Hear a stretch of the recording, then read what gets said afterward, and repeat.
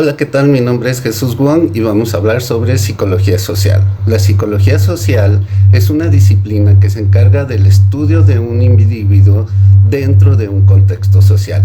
Quiere decir que vamos a tomar a un ser humano y lo vamos a poner en un conjunto de otros seres humanos y vamos a estudiar cuáles son sus pensamientos, sus sentimientos y su comportamiento.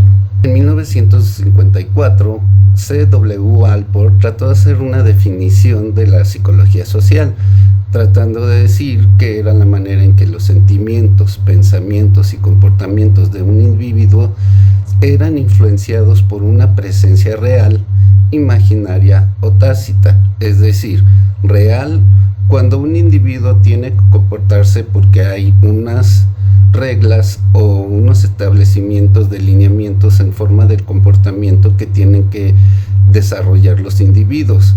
Imaginaria cuando el individuo tiene una percepción de lo que tiene que hacer aunque realmente no exista.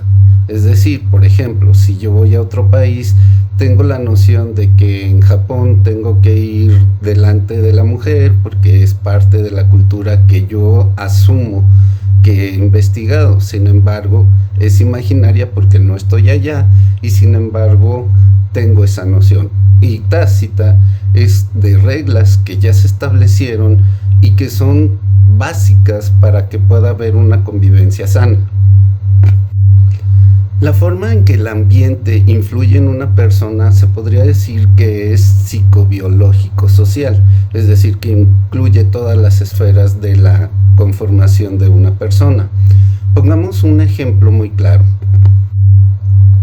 Un experimento que hizo Clegg y Stantra en 1980 llamado el experimento de la cicatriz consistió en reunir un grupo de personas atractivas y marcarles con maquillaje ciertas marcas y cicatrices en la cara para ver cómo se sentían ellos al interactuar con el público en general. Sin embargo, este experimento se basó que al momento de salir del lugar de maquillaje les daban un retoque, pero lo que ellos no sabían es que en realidad les borraban la cicatriz.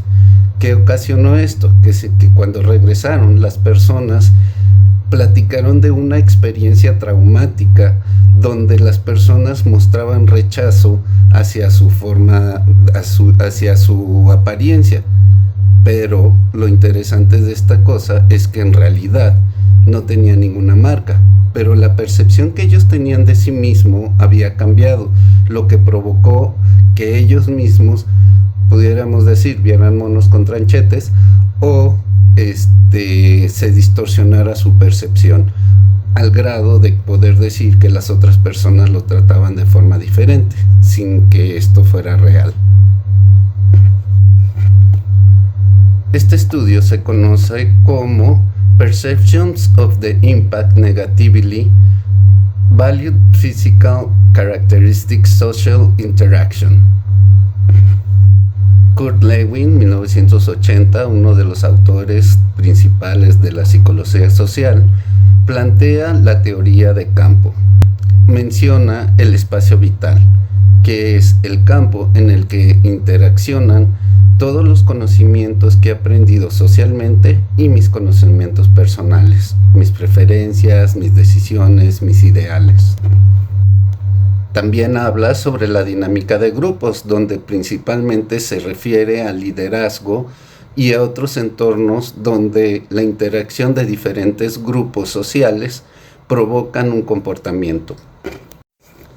Él diseñó un modelo que tiene 3 etapas: congelamiento, descongelamiento, cambio y congelamiento de nuevo. Es decir, que el entorno social se encuentra en un estado donde está funcionando de alguna manera, se debe descongelar para poder evolucionarlo y después volverlo a congelar para que tenga resultados a futuro. Finalmente, también mencionó que la distancia social y los niveles de aspiración son los que provocan la motivación del individuo. Por otra parte, otro autor de 1933, que es Philip Zimbardo, Hablaba sobre cómo las situaciones pueden conducir a un determinado comportamiento. De allí es conocido su famoso experimento de Stanford, donde se asignaron roles a unos voluntarios de carceleros y otros de prisioneros. Y de allí se pudo ver claramente cuál fue el comportamiento de las personas con poder y las personas que sentían que estaban por debajo del poder. Esto nos permite analizar muchas veces por qué una persona cambia su comportamiento de acuerdo a las situaciones que lo rodean. Hay que señalar que, sin embargo, hubo suficientes críticas y bastante duras porque al final de cuentas había puesto a un grupo de personas en una situación de estrés, lo que provocó que esos comportamientos fueran de manera exagerada. En lo personal, yo creo que el individuo debe estudiarse en diferentes ámbitos y en diferentes circunstancias para poder predecir cuáles son los mecanismos que podemos utilizar para evitar las situaciones negativas y al revés, cómo podemos controlarlas para volverlas positivas.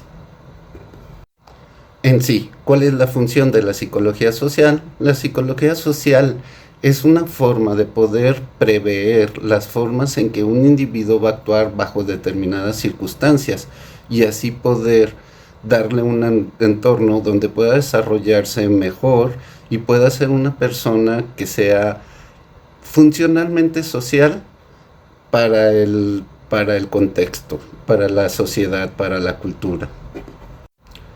Si tomamos en cuenta estudios como el estudio de prejuicios, podemos darnos cuenta cómo una persona crea una idea sobre otra persona o sobre una determinada relación en base a sus propias experiencias. Y esto va a influir en que su comportamiento sea de una manera positiva o sea de una manera negativa. Con respecto a los movimientos sociales, podemos hablar de la apatía y la participación. Podemos hablar de que mientras que un determinado grupo de personas están buscando crear un cambio, por ejemplo, la marcha que hubo recientemente, otras personas adquieren una posición más pasiva y que no se involucran dentro de estas interacciones. Hablemos, por ejemplo, de los nuevos sistemas de vivienda que existen en la actualidad, llamados cotos, donde se crea una junta de personas que toman decisiones para poder decir cuál es el camino más efectivo que beneficia a todos. Sin embargo, como en todas las situaciones de poder, hay personas que, de acuerdo a sus propias experiencias, a sus frustraciones o todo, pueden buscar sus propios intereses o pueden buscar el de los demás. Tiene que ser llamémosle, sentido de manada contra un sentido de individualidad o de egoísmo. Para finalizar, hablemos de que la psicología social se puede utilizar en diferentes campos de otras dinámicas u otras materias, por ejemplo en la psicología laboral, donde se busca cuál es el mejor rendimiento para los trabajadores y de qué manera puedes crearles un ambiente propicio para su desarrollo. La psicología educativa, donde vamos a buscar las maneras en que el estudiante esté más compenetrado, y la psicología clínica, donde podemos ver de qué manera vamos a subsanar a una sociedad. Y por mi parte eso es todo, muchas gracias y que tengan buena tarde. Gracias.